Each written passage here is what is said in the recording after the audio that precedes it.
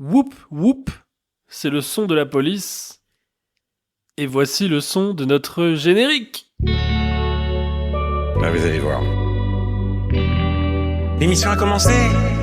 Et bonjour, bonsoir à tous, bienvenue dans Drapeau Rouge, le podcast cinéma pour un nouvel épisode haut en couleur, surtout de la couleur bleue, la couleur la plus chaude. Oui. Malheureusement, c'est la couleur de la police. Aujourd'hui, nous allons parler de deux films. C'est la couleur de l'Olympique de Marseille. Encore pire, nous allons parler de deux films. Dossier 137 de ce bon Dominique Moll et dans un second temps Serpico de Sidney Lumet. Un épisode spécial. Oui. Nous allons nous diriger dans les rouages de la police aujourd'hui, qu'elle soit française, qu'elle soit américaine. Tout à fait. T'as demandé à Olivier Marchal de venir avec nous. Bah, Olivier Marchal n'a pas voulu participer à ce podcast, malheureusement. Non, c'est bizarre. Non, il n'a pas voulu malgré notre invitation. Lui qui est pourtant une grande figure de la police française. Hein, Bah oui. 36 quai des Orfèvres, entre autres. Totalement. Oui. J'ai plus le nom de ce film. Moi non plus. Carbone. Ah oui, ça. Avec Gringe et Michael Youn. Et Benoît Magimel. Et Magimel, bien Comment sûr. Oui. La Magimel Mania, bientôt. Bientôt. On en reparlera. On va démarrer du coup par Dossier 137, fraîchement sorti au cinéma sur nos salles obscures françaises, qui est réalisé donc par Dominique Moll, en coécrit avec Gilles Marchand, son compère de toujours, et qui sort aujourd'hui du coup Dossier 137, qui était à Cannes, je crois, en sélection première, Cannes première, il me semble, c'était pas une sélection officielle. Ah bon? Ouais, c'était sélection officielle? Oui, c'était officiel en fait, je suis complètement fou. Bah oui. On est en train de vérifier ça tout de suite. En tout cas, c'est le retour de Dominique Moll après La Nuit du 12, qui était aussi un film sur la police, qui traitait notamment d'un féminicide et qui s'amusait un petit peu à... Il était en compétition officielle. Il était en compétition officielle, totalement, pardon. Pardon, mais... Et donc La Nuit du 12, qui était un petit peu sur le même créneau, c'est-à-dire de prendre un fait divers et de faire un zoom arrière pour voir un petit peu comment tout ça a été traité. Processus d'enquête. Voilà. Et c'est un petit peu nouveau dans la filmographie de Dominique Moll, parce qu'à la base, il a commencé plutôt avec des thrillers, notamment Harry, un ami qui vous veut du bien. Je fais un petit coucou à ma mère qui écoute ce podcast, qui m'a recommandé ce film pendant des années. Elle adore ce film, elle arrêtait pas de me dire « Regarde-le ».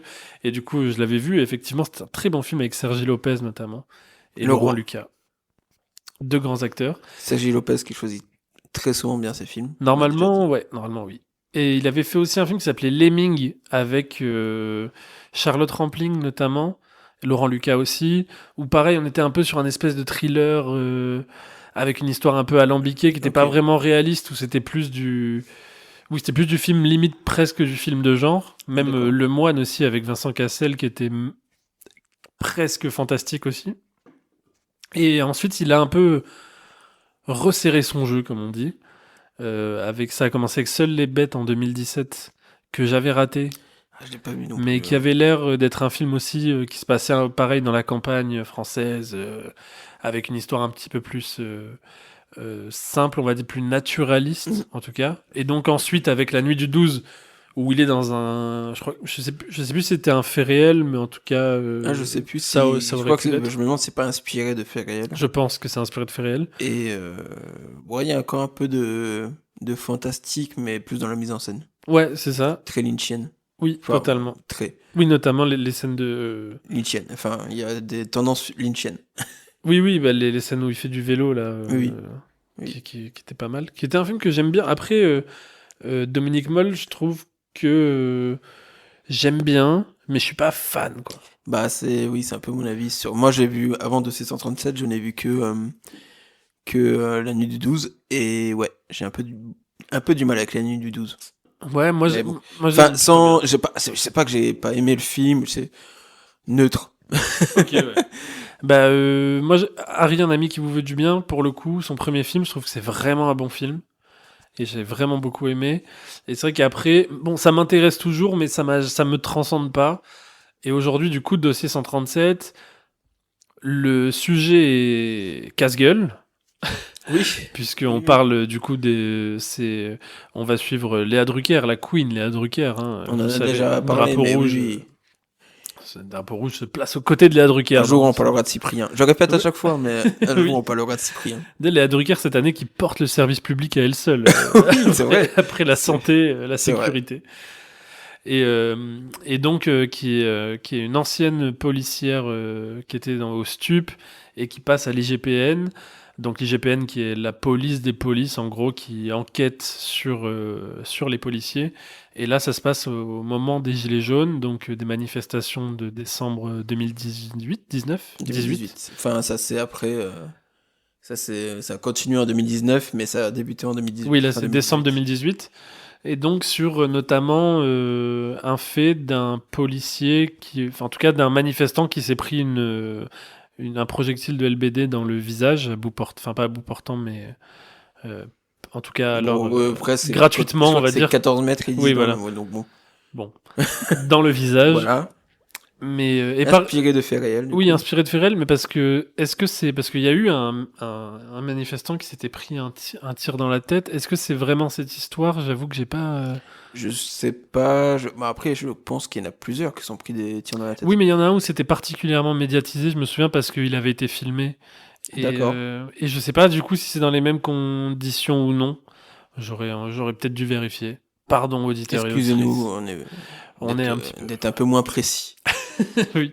Faites vos recherches. Mais en tout cas, le film est totalement inspiré de faits réels. Il y a notamment Oui. même des images, des vraies Pas images de que- la manif qui ont mais été c'est des utilisées. choses qui n'arrivent pas que pendant les Gilets jaunes. Donc, de toute façon. En plus, mais là, il y a vraiment des images du réel prises au téléphone qui étaient postées sur les réseaux sociaux qui sont réutilisées dans le film.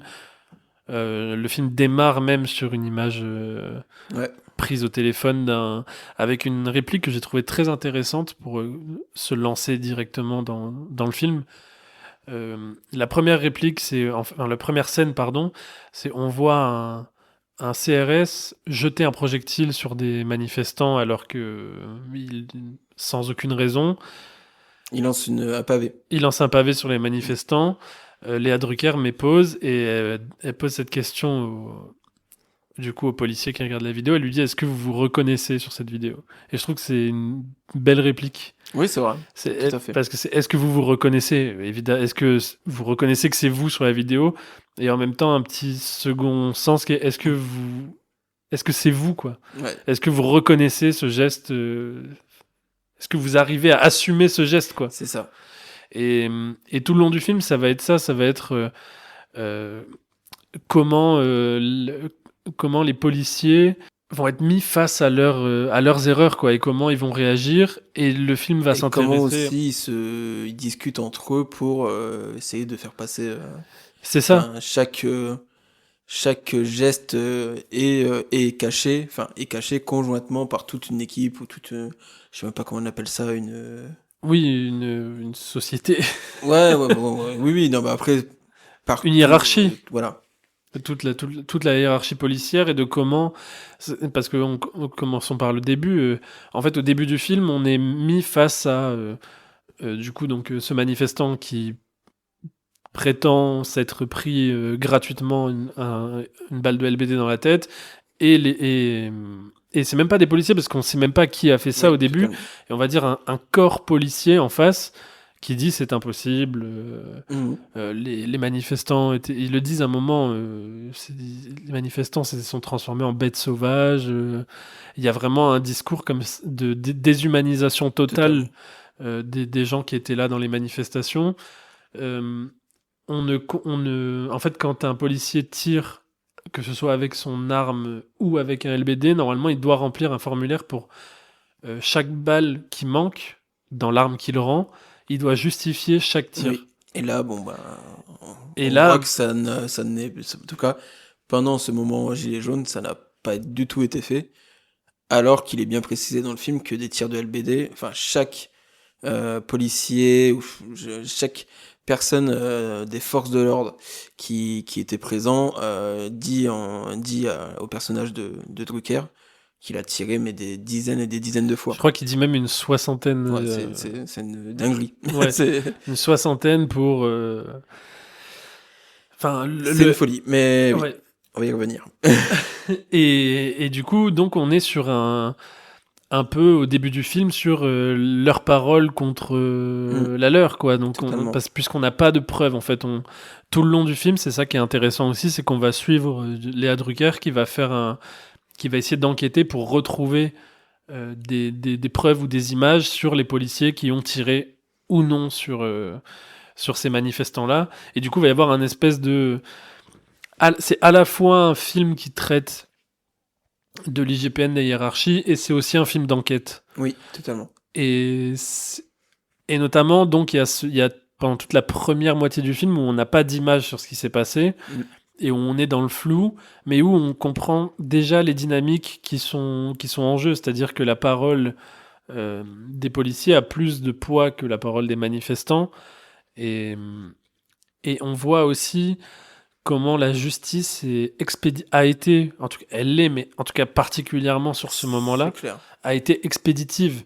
C'est-à-dire qu'on a, quand la mère du coup de la victime vient porter plainte pour son fils, elle dit j'étais avec, on était plusieurs, et il y a une personne qui était témoin, et Léa Drucker lui demande est-ce que je pourrais entendre cette personne, et la mère lui répond que la personne est passée en comparution immédiate et qu'elle est en prison, alors que ça s'est passé il y a 3 jours. Donc ouais, du coup, c'est un personnage, du coup qui sort, qui est en couple avec la sœur de la victime, le personnage de Guillaume qui s'est pris le LBD.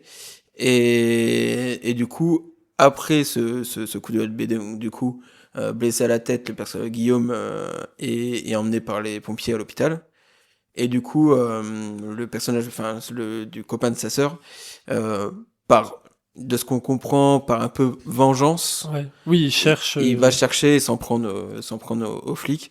Et du coup, il va se faire embarquer. Mhm. Corruption immédiate. Corruption, pas corruption. Comparution. Comparution plutôt que corruption. Corruption, c'est On va en parler. de l'autre côté. Comparution immédiate. Au bout de, je crois que ils disent 5 minutes. Expéditif. Ouais, En 5 ouais. minutes, c'était réglé. Prison, je crois ils disent 6 mois, je crois, il me semble. 3 mois, 3 3 mois. Parce que déjà. Ce qui est déjà énorme pour quand t'as rien fait. Enfin bref. Et Juste parce qu'il a insulté, on l'apprend un peu plus tard dans le film, il a juste insulté des flics et il s'est un peu débattu quand ils l'ont arrêté, quoi. ouais. C'est tout. Et 3 mois de prison. Ferme. Voilà. Ferme, hein. Ah oui, non, mais, ah oui, bah. Nicolas Sarkozy va sortir dans pas longtemps et il est responsable d'actes terroristes. Il est déjà sorti. Ah, ça y est, il est sorti. Ah oui, il est sorti. Ah oui, tout à l'heure. Nicolas Sarkozy est sorti. Ah oui. Il est sorti. Eh oui. Ah pardon, je ne savais pas que Nicolas Sarkozy était sorti de prison. Mais enfin, ça fait 7 jours qu'il est sorti. Ah bon? Ouais, tout à l'heure, on est passé en voiture à côté de la prison de la Santé. Non, il je était crois plus là. qu'il y était encore. Et non, il est plus là. Non, là, il est chez. Ça a fait plus de bruit quand il est rentré que quand il est sorti. Bah, peut-être. Après, il y avait quand même les vidéos quand il est sorti, au Ritz ou les Ah, moi trucs je suis comme ça. passé Oui. totalement. Oui, t'as Il raison. était au Ritz. Ah, bah, le Bon, lendemain. pardon, c'est un autre sujet. Oui. Il y a assez à dire sur le. Oui, sur Bref. ce sujet, oui. Et oui, tu disais. Je t'ai coupé en plus. Non, bah, je disais juste que par rapport au fait que La comparution immédiate, voilà, oui. que ce soit aussi expéditif, Ouais. alors qu'il y a une enquête, du coup, on apprend que ça dure, l'enquête sur les policiers qui ont commis ce geste-là, ça dure 1 an, il me semble. Oui, même un peu plus. Un peu plus qu'1 an, et pendant ces 1 an, alors peut-être qu'au début, ils savent pas qui c'est, mais il y a quand même Et on vous spoil la fin, il se passera rien pour ces flics. Oui. Ils vont trouver qui c'est, ils auront les preuves, vidéo, ils ont avoué, et il ne se passe rien. Ouais, parce que Parce un que- moment, parce que en ils tirent. fait, Parce qu'il y a 2 flics qui tirent en même temps, et on ne sait pas c'est qui C'est lequel ça, en des deux fait, qui a blessé la tête. à un donc. moment donné, dans le film, donc il y a ce moment où il y a un peu Deus Ex Machina de la femme de ménage qui travaillait à l'hôtel, qui avait pris la vidéo, donc qui va donner la vidéo à Léa Drucker. Et d'ailleurs, très intéressant ce personnage, qui je savais pas que Dominique Moll serait allé là-dedans. Oui. Je pensais pas qu'il. J'aurais aimé qu'il y soit encore un peu plus, mais Ouais, mais c'est vrai que elle a le personnage du coup de la femme de ménage qui est donc une femme noire qui travaille en tant que femme de ménage dans un hôtel, dans un grand. C'était autour des Champs-Élysées, donc c'est dans les beaux quartiers de Paris. elle habite en banlieue, et à un moment donné, donc le personnage de Léa Drucker va La suivre. va la suivre jusqu'à chez elle, et elles vont avoir une discussion, et elle va lui dire, bah en fait, la vidéo je l'ai prise, mais de toute façon, je veux pas qu'il m'arrive d'ennui. On sait comment ça se passe, de toute façon, ça sert à rien. Que je la poste ou pas, ça changera rien. Vous intéressez à ça uniquement parce que c'est des blancs qui se font attaquer. Quand c'est des noirs et des arabes qui se font violenter par la police dans les banlieues quand il y a des Tout le trucs, monde s'en fout. tout le monde s'en fout. Et là, parce que là, les gens découvrent en fait que la police est violente parce que ils se sont mis à tabasser des blancs aussi. Ce qui est Et là, il intéressant. y a un super échange. C'est Drucker qui répond oui, bon, il y a des policiers qui ont été suspendus, que ça soit d'un côté, Mm. enfin, que ça soit des policiers qui allaient dans les banlieues ou pour les gilets jaunes ou d'autres manifestations. Et très bonne réponse du personnage de la femme de ménage qui répond oui, mais combien de virés? Ouais, il dit personne, aucun n'a jamais été renvoyé pour. Zéro. Voilà. Combien de renvois? Zéro. Et c'est vrai que c'est intéressant parce que c'est aussi un moment donné où les gens se sont rendus compte à grande échelle que la police était violente avec les pauvres en général. Oui. Et, et du coup, ça a mis un peu une lumière sur ça. Bah, je pense qu'il y a il y a beaucoup de gens en France qui se sont rendus compte de ce qui se passe et qui ont compris que, oui, enfin, Bah, ça se voit en fait il y a des images aussi dans le film de du coup la famille du personnage de Guillaume qui s'est pris du coup une balle dans la tête, qui se filme en allant à la manifestation. Parce qu'ils ouais. sont pas de Paris, eux ils viennent de Saint-Dizier. On va en Saint-Dizier, parler, t'inquiète. Saint-Dizier, ma ville, encore. Encore une fois, on Je n'en pensais peut pas plus. en commençant ce podcast l'année dernière, on allait parler en l'espace de 6 mois de 2 films qui se passaient à C'est vrai Saint-Dizier, qu'on a quoi. lancé la bonne année, C'est assez dingue. l'année de la Haute-Marne. Mais donc du coup, ils se filment dans la voiture pour aller à Paris. Putain, Et et c'est puis vrai que ce c'est trajet Saint-Dizier-Paris par la N4. Vraiment, et c'est quel vrai que trajet de con. comme beaucoup de manifestants, eux ils le disent aussi plutôt dans le film, c'est pas des gens politisés, enfin en tout cas, c'est pas des gens qui ont l'habitude de manifester. Pour les Gilets jaunes, c'était beaucoup de primo-manifestants, comme on dit. C'était en C'est fait ça. des gens qui sont pas censés être dans la rue, qui se sont retrouvés dans la rue parce que la situation était critique, parce qu'il y avait un engagement, un mouvement populaire, etc. Et du coup, on les voit aller en manifestation comme s'ils allaient dans un moment joyeux, en Comme fait. s'ils allaient dans un stade de foot. Oui, voilà, comme s'ils Ouais, faisaient un. Ils le disent au début, ils arrivent à Paris, ils en profitent pour faire pour du faire un peu de tourisme, tourisme, ouais. ils regardent, ils se baladent, et en fait, ils se retrouvent dans le chaos d'une seconde à l'autre, quoi, qui est d'un coup la répression ultra violente. Et on rappelle une répression ultra violente envers des gens qui viennent manifester parce que ils n'arrivent plus à vivre correctement. Tout simplement. Et et en fait, c'est horrible parce qu'on a beaucoup de gens, entre guillemets, comment dire, qui, voilà, qui sont pas des gens politisés, qui sont pas des gens militants, qui ont des gens avec une vie normale, un job normal, Bah, d'ailleurs, qui jouent dans les règles. il y a le moment où l'IGPN va en prison rencontrer le petit ami de la sœur de la victime, là, et il lui pose ces questions. Est-ce que vous êtes d'une mouvance politique? Mm, Pourquoi vous êtes si violent? Oh, on a trouvé une vidéo dans votre téléphone en train de filmer une voiture en feu, donc mm, est-ce que c'est vous qui avez foutu le feu? Pourquoi ça vous intéresse de filmer ça? ouais. Waouh. Oui, alors que oui, c'est des gens qui sont venus manifester, et oui, il a Oui. vu une voiture en feu, il a filmé, enfin...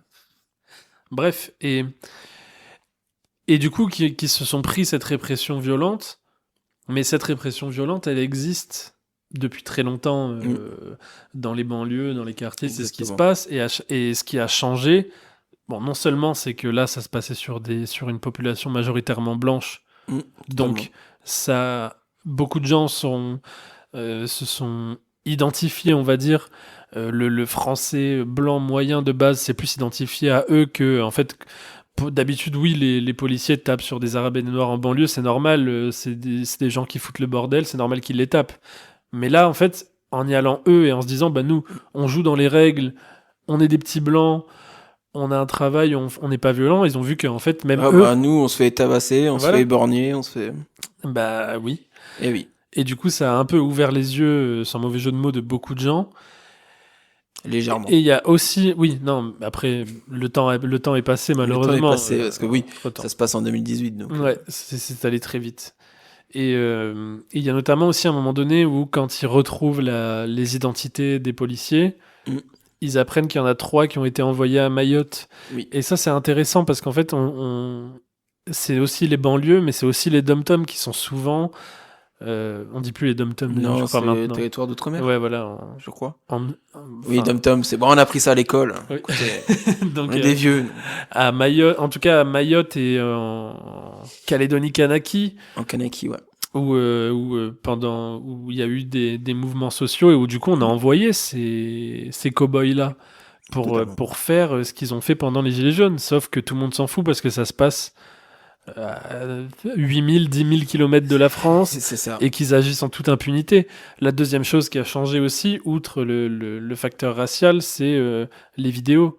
C'est-à-dire que là, les manifestations des Gilets jaunes ont été ultra documentées. Il y a eu beaucoup de vidéos, non seulement de journalistes, mais aussi de particuliers. Bah là, du coup, l'histoire se règle grâce à la vidéo de la femme de ménage qui a... Ça se règle. De quoi? Se règle. Non, se règle en tout cas. Oui, L'affaire s'éclaircit. c'est ça, s'éclaircit. Ouais. On retrouve les policiers parce que... et encore, c'est compliqué parce que on les retrouve grâce à des indices de leur basket parce qu'ils sont cagoulés, ils ont Oui, des casques, ils n'ont pas leur numéro sur eux. Enfin, il y a tout un truc anonymat,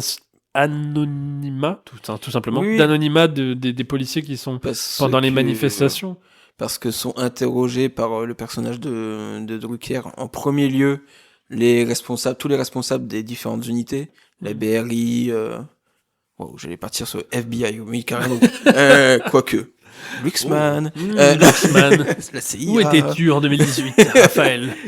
Mais voilà, tous les corps, tous les responsables des corps de police qui étaient présents ce jour-là. Et aucun, et surtout bah, du coup le vrai responsable, donc le responsable de la BRI, aucun ne veut préciser où étaient leurs équipes. Ben non, parce qu'il y a aussi une solidarité C'est ça. de classe qui est mise en œuvre à ce moment-là, enfin de classe ou en tout cas de classe quoi, en fait de limite même d'une logique mafieuse. Ah mais, ouais, On balance pas les copains, oui. tout le monde on protège tous. C'est une logique mafieuse. Et c'est assez bien montré par Dominique Moll à travers le personnage de l'ex de Julia Drucker. Waouh, mais aujourd'hui. Léa Drucker, oui. De Léa Drucker. Donc l'ex-mari, Ouais. qui est toujours au stup. Et qui est maintenant, qui a une nouvelle petite amie qui est aussi non, pas stup, mais en tout cas, elle qui est est flic. flic, qui est dans le syndicat, Et leur syndicat d'extrême droite. ils font que de dire au personnage de Drucker que genre la nouvelle petite amie du père là, à un moment donné elle voit Léa Drucker, ils se rencontrent par hasard, elle lui dit mais tu te regardes dans une glace de ce que tu fais, Ouais. de t'en prendre aux collègues comme ça, enfin c'est une mafia, c'est un principe mafieux clairement. Oui, c'est un principe. Et le personnage du père il est pareil, il fait que de dire au personnage de Léa Drucker mais t'as pas honte de t'en prendre aux Mais collègues? c'est ce qui en fait un personnage ultra intéressant, je trouve, cinématographiquement. Oui. C'est qu'en fait, elle est seule contre tous, quasiment. C'est-à-dire que personne ne l'aime, quoi. Les citoyens ne l'aiment pas parce qu'elle est flic, et les flics ne l'aiment pas parce qu'elle est de l'IGPN. Donc en fait, elle se retrouve dans un entre-deux constant, à elle essayer de faire du bon travail, mais avec des bâtons dans les roues de tous les côtés, parce qu'en fait, personne ne lui fait confiance, Et oui. et c'est un problème, c'est-à-dire que... Mais même sa hiérarchie à l'IGPN. Oui, c'est-à-dire qu'elle est... même l'IGPN doit composer, parce que les syndicats aujourd'hui de police sont de plus en plus, ont de plus en plus de pouvoir, et voilà. En fait, l'IGPN doit faire attention à eux, donc doit pas trop enquêter, faut quand même laisser tranquille. Et puis de toute façon, les grands, comme elle dit, à la fin, quand les deux policiers sont relâchés, les deux policiers donc coupables, ils sont relâchés parce que les grands, je sais plus, elle dit, ah bah les grands chefs sont arrivés, et voilà. C'est-à-dire que l'IGPN n'a même pas l'autorité. Oui, non mais c'est ça. Il n'y a pas d'autorité. C'est-à-dire qu'en fait, du jour au lendemain, si voilà, là, en fait, ça plaisait pas aux syndicats que ces deux flics-là soient arrêtés. Eh ben, on envoie. Plus, il répète, dans le contexte des Gilets jaunes, ça pourrait être tendu de se mettre à dos la police. Waouh. Et ce qu'il répétait tout le long du film, alors du coup, les deux incriminés, même si c'est un groupe de 5, je crois, la vidéo, c'est Ouais. pas compliqué, c'est un groupe de 5 en civil, dans les rues de Paris, donc il y en a deux qui tirent au LBD sur les deux jeunes, du coup, dont celui qui se prend le LBD dans la tête. Et après avoir tiré, donc le jeune se retrouve tout seul au sol, en sang, et il y en a un des deux qui a tiré, qui remet un coup de pied Oui, au blessé au sol. Et du coup, il est souvent répété, on en a déjà parlé, mais oui, mais pourquoi s'en prendre à la BRI? C'est des héros, en fait. oui. Il y a 3 ans, Bataclan, c'est eux qui... Ouais.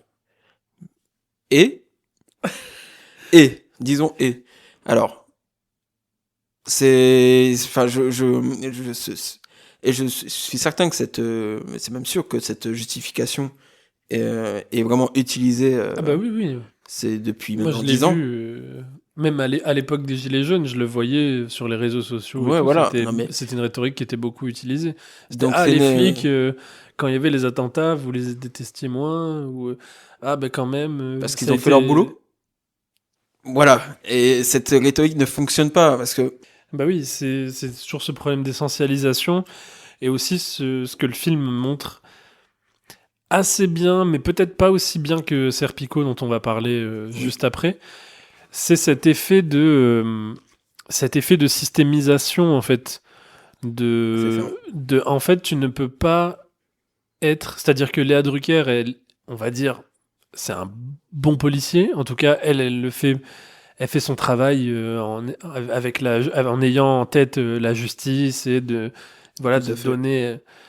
Mais justement, on lui reproche de trop bien faire son travail. On lui reproche même à la fin du film, dans ce monologue de fin qui est très très intéressant, où en fait Je suis les né à Ah Saint-Dizier. oui. Les victimes, donc les victimes, les manifestants viennent de la même ville que elle, donc de Saint-Dizier. Et il y a quelques années, la mère de la victime a été en contact avec la mère de Léa Drucker en tant qu'aide-soignante pendant quelques temps. Et à la fin du film, on reproche à Léa Drucker, on lui dit, mais en Un fait, t'as billet. eu un biais parce que tu connaissais cette personne et donc tu n'as pas pu, t'as eu plus d'empathie parce que vous venez de la même ville, mais ça t'a donné un biais pour mal faire ton travail. Et du coup, elle lui répond, oui, mais en fait, j'ai un biais puisque j'ai de l'empathie pour eux, pour les victimes parce que je viens de Saint-Dizier comme eux et qu'elle connaît ma mère. Mais j'ai de l'empathie pour les flics parce que j'ai été flic toute ma vie, que je suis C'est ça. encore flic, et que du coup je sais ce que c'est que d'être policier, donc j'ai un biais. Donc dans tous les cas, je suis humain en fait. Donc Et du coup, il lui est reproché ce côté, enfin, l'humain qui passe au-dessus, enfin, l'émotion qui passe Hmm. au-dessus. Et elle répond oui, mais si j'avais pas eu ça, j'aurais fait comme les autres. Je me Oui, c'est serais ça. arrêté à l'enquête, je me serais arrêté au bout de 2 semaines et c'est bon. Ouais. Alors que là, ben du coup, ça elle a continué, machin. Bon, ça c'est un truc que je trouve assez particulier, c'est putain, il a fallu ça pour que le personnage se rende compte que l'IGPN sert à rien. Bah oui. Bah de toute façon, Elle pouvait c'est. pas genre ça pouvait pas le voir avant, enfin à un moment donné, mais bon, bref. C'est pas. Après, c'est un trope de cinéma, je pense. Oui, oui, oui, tout à Je fait. pense qu'il y a très peu déjà de policiers qui font le travail aussi bien que Léa Drucker. Oui, non, c'est vrai. Tout à fait. Je pense que ce personnage est totalement fantastique. C'est la partie fantastique du film. C'est vrai que bon, Ça n'existe pas. Léa Drucker n'existe pas. quelqu'un aussi déterminé à l'IGPN, je suis pas sûr que. Ouais, après avoir. Mais en tout cas, je trouve que ça reste quand même un bon film. Oui, Je trouve qu'il va peut-être pas assez loin. c'est là-dessus, ouais. Peut-être que la limite que j'ai avec le film, c'est que à un moment donné, il essaye trop justement de pas prendre parti, on va dire. Même si il prend parti. Il Hein, prend un peu parti, mais la dernière scène du film, c'est littéralement le du coup le Guillaume qui face caméra qui dit voilà ma vie est ruinée en ma vie est gros ruinée, mais pour par contre, toujours. ceux qui m'ont fait ça, bon, tranquille. Voilà, ils n'ont rien et ensuite on a une vidéo de eux qui partagent un moment familial joyeux en allant à la manifestation. Donc, les intentions de Dominique Moll sont on ne peut plus claires dans le film. Oui. Mais le problème, c'est que il y a beaucoup de moments où il essaye de faire un pas de recul et en fait, tu ne C'est peux ça. pas, en fait. Il y a un moment donné où il n'y a pas d'égalité. C'est-à-dire que c'est comme le billet de Léa Drucker, en fait. Pour moi, il n'est pas égal. C'est-à-dire que entre connaître vaguement une personne qui vient de ta ville natale et qui a été aide-soignante pour ta mère pendant 3 mois et faire partie d'un corps policier toute ta vie, de ne traîner qu'avec des flics, de vivre et de réfléchir selon ta hiérarchie, le On est biais, d'accord, il est c'est pas pareil. totalement déséquilibré. Mais Dominique Moll, en plus, il essaye de faire des retours. Enfin, il y a une discussion aussi entre le personnage de Léa Drucker et son fils à un moment donné, où son fils lui pose la question de pourquoi tout le monde déteste la police? Et Léa Drucker, elle explique bah non, il n'y a pas tout le monde qui déteste la police. Encore une fois, la rhétorique ils nous ont sauvés au Bataclan. Ouais. Très bonne réponse du fils qui dit c'était il y a longtemps. Oui. Bon, c'était 3 ans avant, bon, c'était pas, mais bon. Oui, oui. Mais ouais, des fois, il est dans un entre-deux. Il est mou, quoi. Il est mou sur la question. Alors, Non, c'est pas qu'il est mou, je pense qu'il a envie d'être le plus honnête dans son traitement possible. C'est-à-dire qu'à un moment donné où tu traites du côté des... En fait, tu peux pas non plus... Enfin, tu pourrais, mais cinématographiquement, il faut qu'il y ait du conflit. oui, non, mais clairement. Et du coup, mais il le fait un petit peu artificiellement. C'est C'est-à-dire ça. qu'il y avait plus de... Je pense que la manière là dont il apporte le conflit, c'est un peu trop léger, quoi. C'est-à-dire que oui, ouais, c'est-à-dire que des fois, comme je disais au début, c'est qu'il essaye de mettre à égalité des trucs qui ne sont pas égales, Oui, non, quoi. mais C'est je suis d'accord. que oui, les flics sont fatigués. Oui, oui. Ouais, En fait, mais le problème, c'est pas ça. Et le problème, c'est aussi un truc qui monte. Je trouve qu'il est beaucoup plus intéressant dans ces scènes où c'est les scènes du début où il y a plusieurs du coup représentants des chefs de police qui passent à un espèce d'interrogatoire et où on apprend qu'en fait la plupart des comment dire des factions des oui parce qu'il y a la BRI, il y a BRI, CRS, enfin en tout cas Oui, il y a tout le monde, la plupart des trucs qui ont été déployés pendant les manifestations ne sont pas formés pour faire ça. C'est-à-dire que C'est ça. la BRI, le maintien de l'ordre, voilà, Le comme ils maintien de appellent l'ordre, ça. oui, c'est ça. Ils sont pas formés au maintien de l'ordre. C'est-à-dire que la BRI, et on parle du Bataclan, la BRI, c'est la brigade contre les attaques terroristes ou des fusillades dans la rue, enfin bref. Et on a envoyé ces gens-là qui d'habitude traitent avec des terroristes on les a envoyés contre des manifestants. C'est pour vous dire la violence. Évidemment, en fait, c'est-à-dire que on peut parler des responsabilités individuelles des policiers, mais à un moment donné, il y a aussi évidemment que l'État sait ce qu'il fait quand il envoie des cow-boys. Et parfois, on a besoin de cow-boys, hein, encore une fois. Voilà, au Bataclan, il fallait des gens avec des armes. Voilà. Je critique pas ça, mais en tout cas, il envoie des cow-boys contre des manifestants, évidemment. Parce que, évidemment, qu'un mec de la BRI, quand il est face à un terroriste qui a une mitraillette dans la main, si le gars qui a une mitraillette dans la main, il commence à t'insulter, oui, tu vas lui tirer dessus. Mais sauf que là, il est face à des manifestants désarmés ou qui vont jeter des bouteilles de bière. Ou des pavés, ou des cailloux. Qui vont jeter des cailloux et des bouteilles de bière. Voilà, tu vois, qui sont surprotégés de toute façon. C'est ça. C'est-à-dire que, oui, en fait, c'est là où c'est intéressant, mais où il relève pas assez ce côté-là. C'est-à-dire que c'est intéressant de ne pas non plus trop minimiser la violence des manifestants. Tu vois, elle existe. Oui.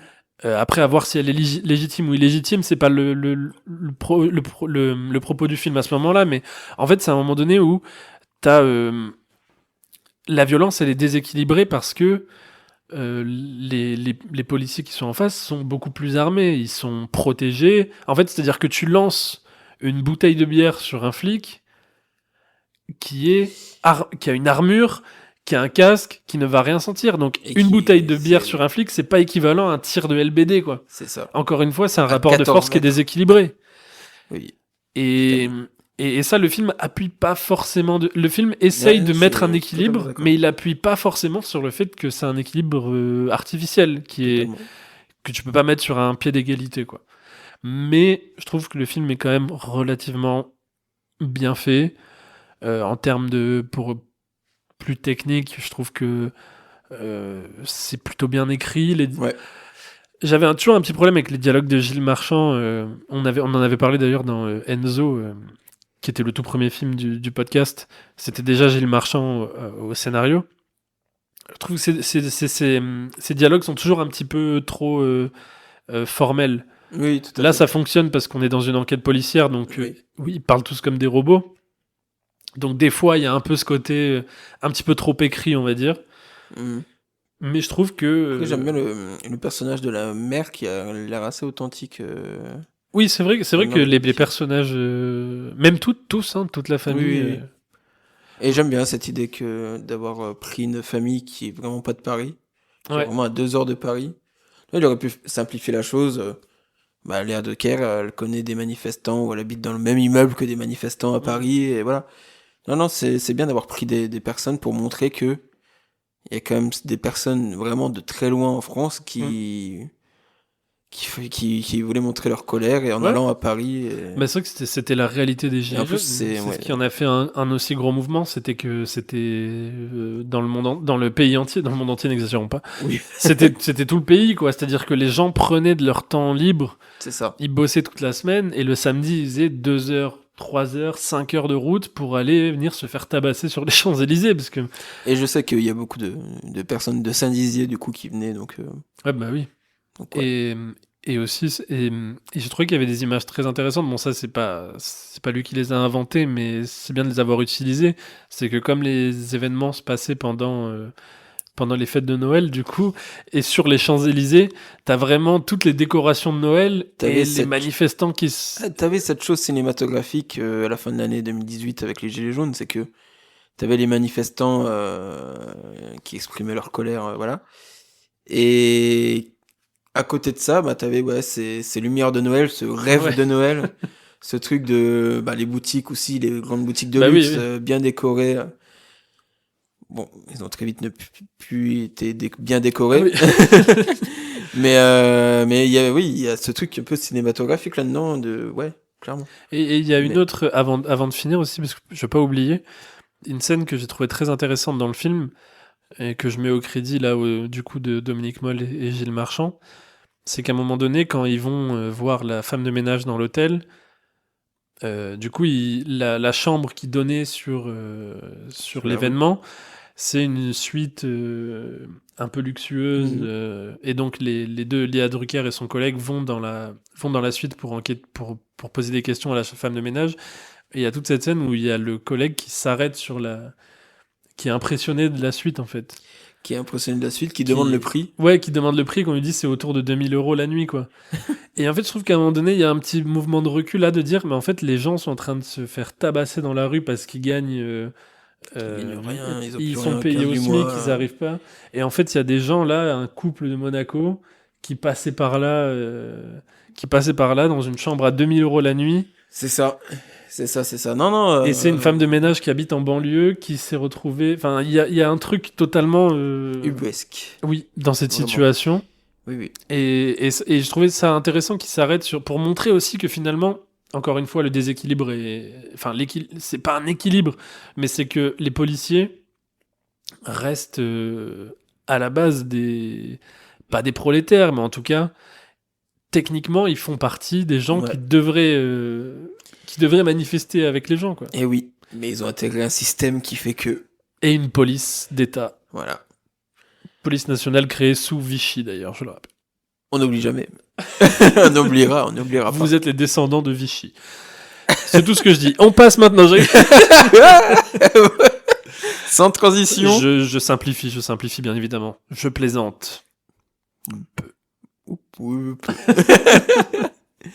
Ouais, vous avez bien compris. Mais Mais en tout cas, ouais. mais film intéressant.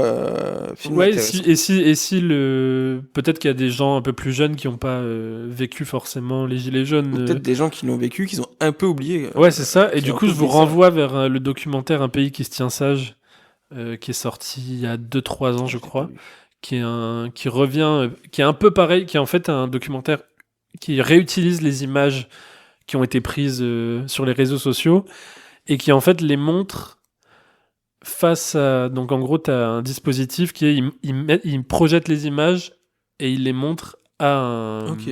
à un policier et un manifestant et qui débattent des images entre eux en fait. Et c'est ultra intéressant. D'accord. Donc je vous redirige vers ce documentaire Un pays qui se tient sage. Et Dossier 137, bah, c'est un plutôt bon film. Oui. Si le sujet On a vous un avis intéresse, plutôt positif. c'est assez bien traité, c'est bien joué, c'est plutôt bien Ça écrit. me réconcilie avec Monsieur Moll. J'avais pas besoin de réconciliation. Je continue dans mon étreinte avec Dominique Moll, une étreinte douce et amicale, pas non c'est plus beau. folle. Ouais, mais une belle étreinte. Voilà, une belle étreinte. Merci Dominique et on sera là pour le prochain film Certainement. avec grand plaisir. Surtout si je continue sur cette. Oui. Sur cette voie-là. Tout à fait. Et nous prenons le Concorde, direction New York, Waouh, le vieux, le en Concorde. seulement 3 heures. Nous voilà dans la grande pomme. Supersonique. Nous voilà en 1900. Pardon, je prends mes notes. 1973. Sidney Lumet. Sidney Lumet, réalisateur américain légendaire, hein, puisque Oui. c'est 44 films, hein, Sidney Lumet, faut le savoir. Waouh. C'est De ok. 1950 à 2008, son dernier film, 44 films, Ouh. ce qui est assez Bravo. impressionnant. Qui a donc Sidney Lumet, dont le premier film était 12 hommes en colère. C'est quand même un beau CV. Voilà. Peut-être un des plus grands films américains de l'histoire. Hein. Oui, En tout cas, un des plus importants. Oui, des plus importants. Un des plus cultes. Voilà, si on parle de culte. Et qui ensuite va faire... Sidney Lumet, c'est un réalisateur intéressant parce que c'est pas un... C'est un réalisateur qui a beaucoup été sous-coté Mm. et qui est un petit peu surcoté maintenant. Oui, c'est C'est-à-dire vrai que qu'on est passé. Oui. c'est vrai pendant qu'on est sa passé, carrière, on était un peu... Oui, bon, Sidney Lumet, c'est le mec qui fait des films avec des bons scénarios, qui filme ce qu'il a filmé et qui... et voilà. Et maintenant, on on a dit... tendance à le surcoter aujourd'hui. Ouais. Un petit peu, ouais, je trouve. Mais ça reste un grand réalisateur qui a fait beaucoup de grands films, notamment dans les années 50 et dans les années 70. Et dans les années 60 aussi. J'ai pas tout vu. Et dans les années 80 Et dans les années 90 aussi. Bah, dans les années 90 Non, et 2000, je crois que c'est compliqué. J'avoue, j'ai pas vu. Ouais. J'ai pas vu beaucoup de films de lui. J'ai vu 12 hommes en colère, j'ai vu Network, j'ai vu, bah, du coup, Serpico. Ouais. Et j'ai vu son dernier film qui est exceptionnel. 7h58 ce samedi-là. Ok. Before the Devil Knows You're Dead. Moi, j'ai plus les noms, mais j'ai vu celui le braquage dans une banque là. Ah oui, j'ai vu. Oui, avec un le patch. après-midi de chien, bien Un sûr. après-midi de chien, voilà. Bien sûr. Et sur la bombe nucléaire. Failsafe. Ouais, Failsafe. Je l'ai pas vu celui-là. Ouais. Très très bien. Failsafe, c'est peut-être mon Lumet préféré du coup. Ok. Et du coup, en 73, il va s'intéresser à l'histoire de Serpico. L'histoire, là pour le coup, c'est totalement C'est réel. vrai. Frank Serpico, un agent. Frank Serpico, évidemment. Frank Serpico, policier de la NYPD, policier plein de bonnes intentions, dont le rêve était de protéger et servir et de faire régner la justice et de protéger les gens dans la ville de New York, et qui va se retrouver encore une fois face à une hiérarchie Un système. bourrée de corruption. Eh oui. Enfin, Donc c'est une histoire vraie. Il y a eu un livre. oui. Il y a eu un livre écrit sur cette histoire vraie, donc de Peter Maas. Donc le film Serpico reprend la trame du livre de Peter Maas. Et voilà. Et tout ça, ça a quand même amené des révélations publiques. Oui. Donc Bah, c'est une histoire qui a fait beaucoup de bruit à l'époque. Sidney, je voulais juste dire un petit mot sur Sidney Lumet aussi. C'est un réalisateur dont les films sont beaucoup travaillés par les institutions américaines et comment un homme va souvent être seul contre tous. Oui. Où il va un peu Je pense que au fond, c'est un mec qui croit aux institutions, mais qui un peu comme Clint Eastwood en fait, qui dit en fait c'est parti d'un bon sentiment et les gens l'ont tourné, ont fait que ça a mal tourné, mais on peut faire quelque chose. Ouais. Et il reste des gens. 12 hommes en colère notamment, c'était ça montrait comment tout un système était fait pour condamner un homme noir à la peine de mort, et de comment un homme va va dire non, Va se battre. va se battre Oui, tout à fait. contre cette injustice. Dans Serpico, c'est pareil, c'est-à-dire c'est le système policier qui est corrompu et c'est donc Frank Serpico seul contre tous qui va se battre contre ça. Network que j'ai vu, pareil, c'est le système de la télé où tout le monde est corrompu et c'est un qui va dire non, il ne faut pas faire ça, c'est pas bien, etc. Donc c'est un personnage qui est travaillé par ce petit trope de l'homme seul contre tous. Et là, je trouve que dans le film, bon, Al Pacino, déjà, il est incroyable. Je pense que c'est son meilleur rôle. Il en a fait beaucoup. Oui. Oui, Il a fait mais- beaucoup de bons rôles, mais je trouve que là, justement, il arrive... Bon, alors il y a toujours ce moment où il va hurler et il va péter un plomb. C'est inévitable. Mais je trouve que là, il y a beaucoup de scènes où tu sens le... C'est très dur, je pense, de jouer l'isolation au cinéma. Enfin, en tout cas, Et surtout, qu'il soit de plus en plus isolé, quoi. Oui, c'est ça. C'est-à-dire qu'en fait, il se retrouve où... en fait, son combat... Bon, reprenons du début. Moi, j'aime beaucoup le début du film. Ouais. Le début, c'est un truc un petit peu basique, on va dire, du film qui commence par la fin. Donc, le début du film, c'est Serpico qui est allongé, on est en train de l'emmener à l'hôpital. On comprend qu'il s'est pris une balle et qu'il est en train de mourir. Ouais. Mais je trouve que dans le film, là, ça a du sens de commencer par ça parce que c'est un peu comme si Sidney Lumet nous disait en fait il s'est auto-condamné à mort en s'engageant dans la police, quoi. C'est-à-dire qu'il y avait cet homme-là n'avait pas d'autre choix. Parce que le cut suivant après ça, c'est vraiment l'entrée dans la police. Oui, c'est lui qui Serpico, en ouais. uniforme, on dit bravo, tu es policier. Il y a un truc que le film ne dit pas, que j'ai appris par la suite. C'est que donc du coup Serpico il fait ses premières années en tant que simple policier en uniforme, et ensuite il retourne à l'université. D'accord. Parce qu'en fait il se rend compte quand il est au plus bas de la police, il se rend compte que la corruption c'est horrible et il se dit oh mon Dieu, mais en fait je peux rien changer, il faut que j'accède à des postes plus hauts. Ouais. Du coup il retourne à l'université, Ok. et pendant ses cours d'université il a des cours de sociologie. D'accord. Et il découvre quelqu'un. Et ça, le film se garde bien de le dire. Il découvre Karl Marx. Frank Serpico découvre Karl Marx et du coup se met à être marxiste, quoi. Mais pourquoi ne pas le mettre dans le film? Dans les années 70 aux États-Unis, c'est un petit peu j'ai la réponse à ma question, mais... Oui. Aïe, aïe, aïe. Et en fait, donc Frank Serpico va se rendre compte que en étudiant la société de manière marxiste, il y a des choses à choper, quoi. Et c'est ce qui va expliquer j'allais dire sa radicalisation, mais c'est grave, tu vois, on en est à dire radicalisé parce qu'il veut pas que la police soit corrompue. Oui, non, mais... Mais en tout cas, c'est ça qui va lui faire un peu... Ça va pas lui ouvrir les yeux parce qu'il est déjà au courant, mais en tout cas, ça va l'aider dans Il se fait pousser les cheveux, il se fait pousser la barbe. Totalement, parce que ça, déjà, ce personnage est fou. C'est-à-dire que c'est est incroyable. Un policier américain des années 60, qui a une dégaine de hippie, quoi. Oui, vestimentairement parlant. Il pull up des outfits de fou. C'est dingue. Ah, franchement, et Al Pacino, c'est peut-être son meilleur rôle. Je sais pas si c'est son meilleur rôle, je le pense, mais en tout cas, c'est peut-être le film où il est le plus beau. Oui. Qu'est-ce qu'il est beau. Totalement. Oh là là, mais quel style. Quel charisme, quel charme. Magnifique. Mais bref.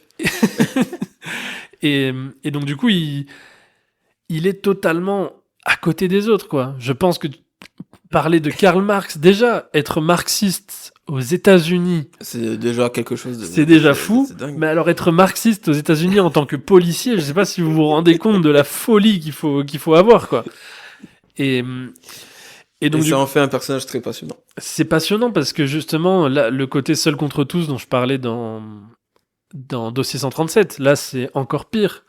C'est-à-dire qu'on a un personnage qui est sans cesse repoussé dans ses combats. C'est-à-dire qu'au début, il dénonce, il est témoin du premier acte de corruption de son partenaire, en tout cas avec qui il est, qui prend un pot de vin de $200 et il lui donne la moitié et lui dit mais t'es fou quoi, non. Et en fait il se rend compte quand il en parle à ses autres collègues que c'est normal, Et très vite, ça va être lui qui va être pointé du doigt. Il va être changé 2 fois de service. Ça, c'est 2 fois? Je crois que c'était plus. Non, 2 fois au début. Ah oui, dans les premières vraiment au années. début, oui, ok. C'est-à-dire que quand il arrive, dans un premier temps, il va commencer à dénoncer les actes de corruption. On va lui dire oui, t'es gentil, mais va là-bas en fait. Ouais. Et en fait, il va être poussé vers la sortie à chaque fois. Et un jour, alors qu'il est dans les archives, il tombe sur les plaintes publiques. Et il se rend compte qu'il y a des dizaines et des dizaines, voire des centaines de plaintes à l'encontre de la police, justement, qui dénoncent de la corruption, voire de la complicité avec des criminels, des mafieux, etc. Il va aller le dénoncer, il va aller en parler à son commissaire, qui va lui dire ah oui, c'est des petits, oui, t'inquiète, pas de problème et tout. Ensuite, on va lui dire non, mais on va régler en interne. Il se rend compte que rien ne se passe. Il va aller en parler à des journalistes, au maire, pardon. Au maire, oui. Au maire de New York. Ah, il n'y a pas le préfet avant? Oui, je crois que c'est le préfet. Non, oui, c'est le préfet, mais Ouais, c'est le. Oui, c'est préfet-maire, c'est pareil. c'est préfet-maire. C'est préfet-maire. Non, c'est le porte-parole. Enfin, c'est le Je mec qui comprends travaille rien, pour le maire. c'est États-Unis. Hein. Et du coup, le maire va lui dire ah bah oui, mais on va régler ça. Mais vous en avez parlé aux journalistes. Serpico dit non, pas encore. Il dit bah n'en parlez pas. Il faudrait pas que. Que ça s'ébruite. Voilà, on va régler ça en interne. Seulement rien ne se fait. Rien ne se Parce fait. qu'en fait, la corruption est généralisée. Non, t'as raison, c'est le maire parce qu'il doit faire un. Il doit faire. Il y a le préfet qui fait que de lui dire. Enfin, à travers quelqu'un d'autre qui fait que de lui dire. Vous allez vous rencontrer. Et finalement, ils se rencontrent pratiquement jamais. Oui, c'est ça. Mais oui. C'est ça.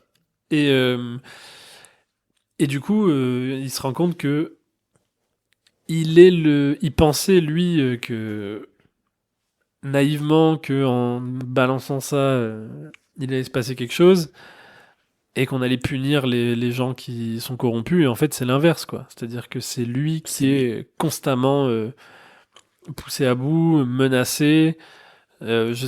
Si dans le film il montre quand même, il y a pas mal de moments où notamment on lui dit soit t'acceptes l'argent, Oui. Oui, oui. soit voilà, et jusqu'à la fin où il est du coup son dernier transfert, où il est transféré justement au stup, où on lui fait comprendre en fait on t'a fait attention à toi parce que on va te set up quoi, on va te piéger. C'est le meilleur moyen de te piéger, c'est de te mettre au milieu d'une affaire, te prendre une balle et hop. C'est ça. Et c'est ce qui se passe, quoi. C'est ce qui se passe. Et du coup, je l'avais vu il y a plusieurs années, le film, une première fois, Ok. où j'avais trouvé que c'était un bon film, mais j'avais trouvé ça un peu chiant. Ah, ok. Où, Sur le rythme? ouais, je m'étais dit, ah, c'est. Ok, parce que moi j'aime bien ce rythme un peu lent. Oui, mais j'ai trouvé ça un peu plan-plan. Je m'étais dit, oui, bon. Et en fait, là, en le revoyant pour le podcast, je me suis rendu compte que j'ai vraiment adoré le film. Ouais, c'est un très bon film. Je trouve que justement, le rythme est très intéressant. La façon dont les plans s'enchaînent, la façon dont les séquences même s'enchaînent, où on comprend pas vraiment combien de temps est passé. On le comprend aux outfits de Serpico. Ouais, c'est ça. Même la barbe. Capillairement parlant aussi. Donc là, on dit, ah oui, là, il y a plusieurs mois qui sont passés parce qu'il est passé de moustachu à barbu.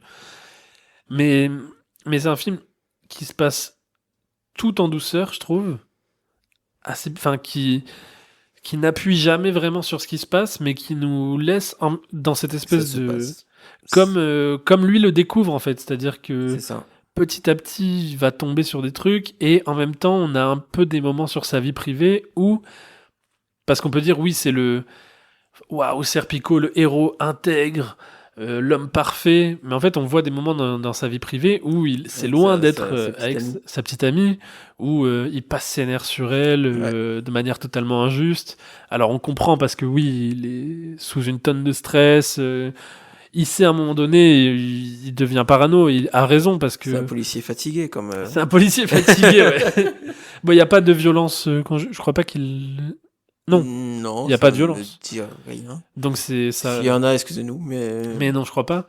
Mais donc on le voit dans la vie privée que c'est pas Oui, mais c'est ce qui en fait un beau personnage, en fait. C'est qu'il a pas demandé... Lui, en fait, c'est ça qui est fou. Ce que je disais tout à l'heure, c'est qu'on le prend pour un mec ultra radical, intègre, alors qu'il a juste envie d'être un simple flic enfin, de pas C'est accepter de pot de vin, c'est quoi. très marrant parce que du coup, à chaque fois qu'il change de service, il a juste envie de faire bien son boulot. Et dès qu'il découvre quelqu'un qui est dans la conversation, c'est limite, oh non, pas encore, quoi. Ouais, mais c'est pas possible. Tu fais, Et putain, c'est pas possible. Bah oui, oui. il arrive, il se dit, bon, Tout bah, le système est pourri. c'était juste ce commissariat-là. Après, ah, bah, c'est ce commissariat-là aussi. Ah, bah, en fait, c'est peut-être juste le Bronx. Et Et ensuite, il déménage il le met dans un autre service, il comprend que c'est tout New York, en fait. c'est tout le monde. Que c'est, Jusqu'au préfet. que c'est jusqu'au- le système qui est pourri, quoi. Et donc là, et c'est à ce moment-là où il se rend compte qu'il peut rien faire. Lui tout seul. Donc il décide de parler au maire, de parler à des journalistes. Bah, le journaliste, il le fait qu'après. Oui, à la fin. Oui. Du coup, à la fin, il décide finalement, Après, oui. quand il se rend compte qu'il est impuissant et que c'est fini. Et au final, dans la réalité, dans le film, c'est le fait de parler au journaliste qui fait en sorte que le maire va créer une Oui, commission. Oui, parce que son personnage public, enfin, est émietté, mais sinon il s'en fout, quoi. Totalement. Et il y a une scène que j'aime beaucoup dans le film, une de mes préférées, c'est à un moment donné où il arrête un espèce de mafieux dans la rue, il le ramène au commissariat, et avec des preuves que... Mhm. Et donc il l'amène pour l'interroger, entre-temps il s'en va pour aller chercher je sais pas quoi, Ouais.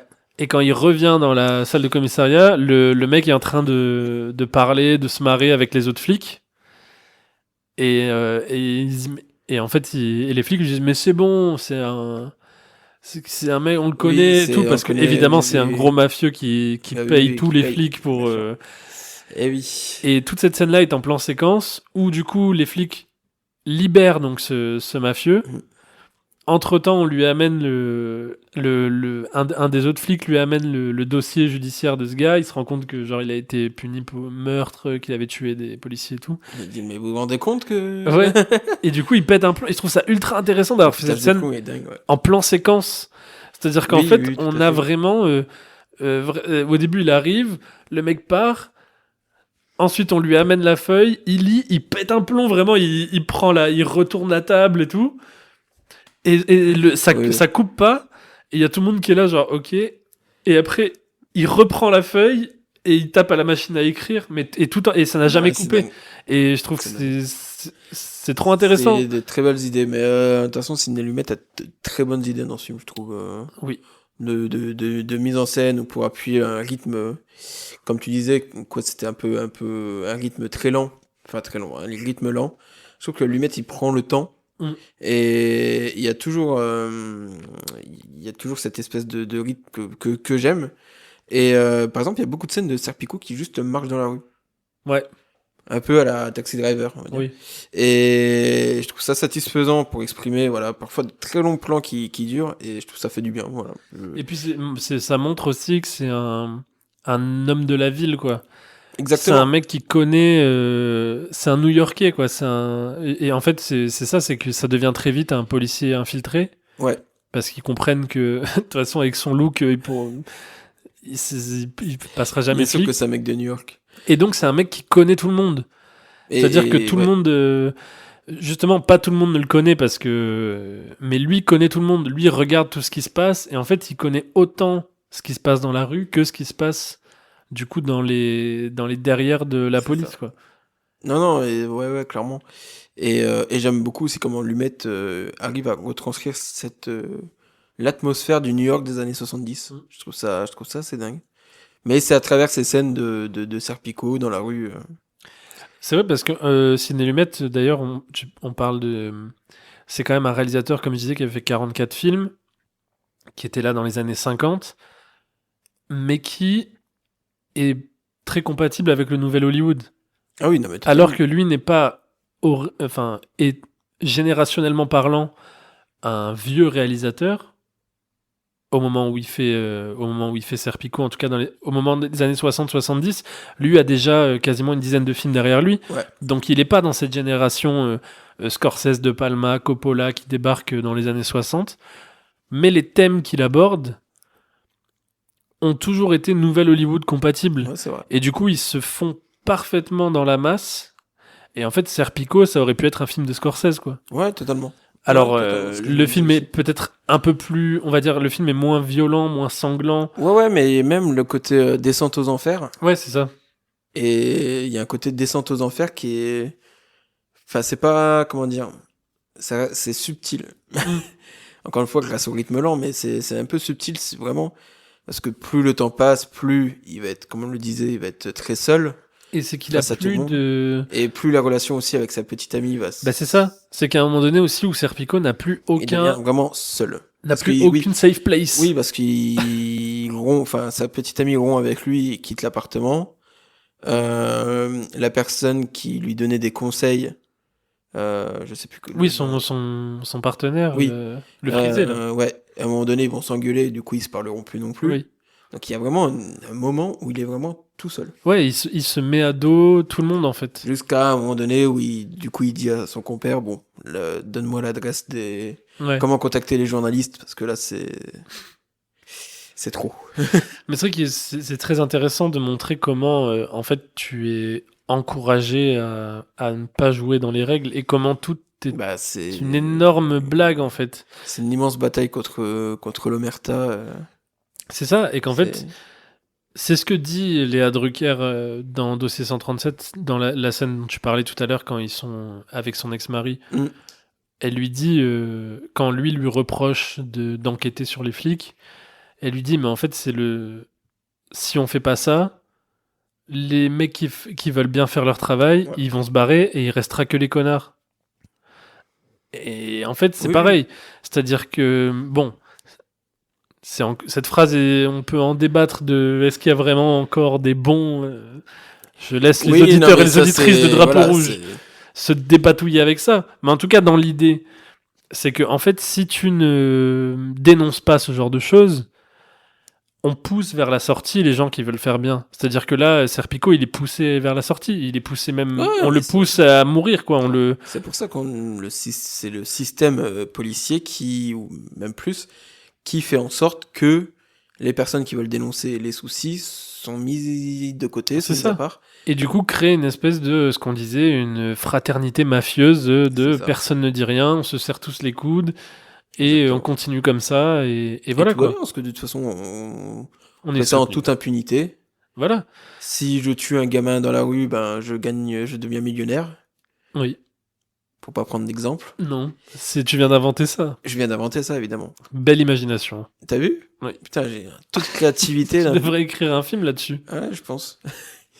mais bon, voilà, c'est un sujet vaste. C'est ça. Et que c'est pas les mêmes raisons de la France et les États-Unis. Non, les pas du États-Unis, tout. c'est plus un côté de tout le monde est corrompu. Donc en gros, en fait, si le maire dénonce la police, bah on va aller enquêter sur le maire quoi. C'est ça. Et du coup, personne ne veut.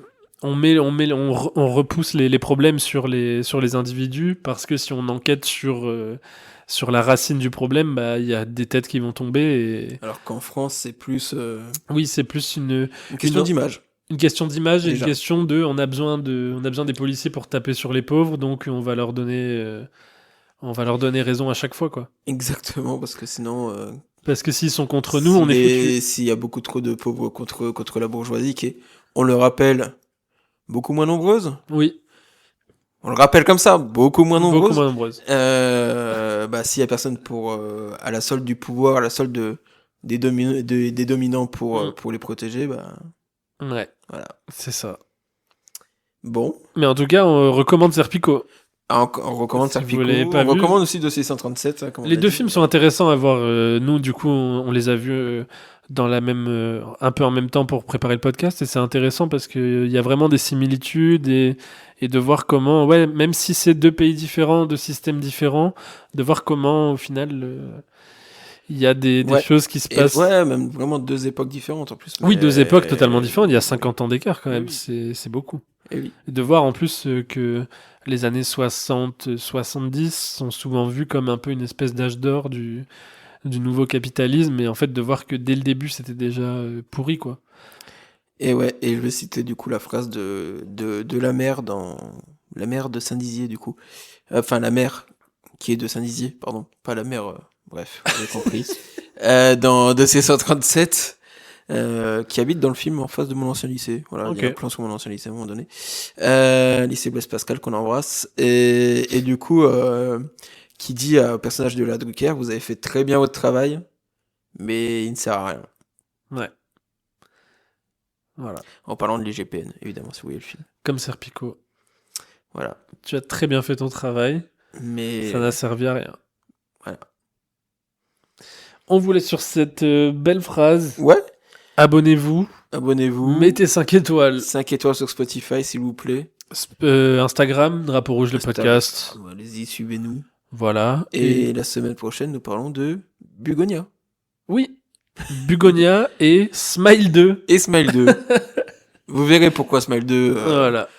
C'est pas totalement notre choix, Ouais. mais c'est un choix très intéressant. C'est rigolo. C'est très rigolo. Ouais. Et ça, vous entendrez ça la semaine prochaine. Ça va être un super Tout épisode. à fait. Merci à tous. À la semaine prochaine. Gros bisous. Bisous. Bisous, bisous, bisous. Ciao, ciao.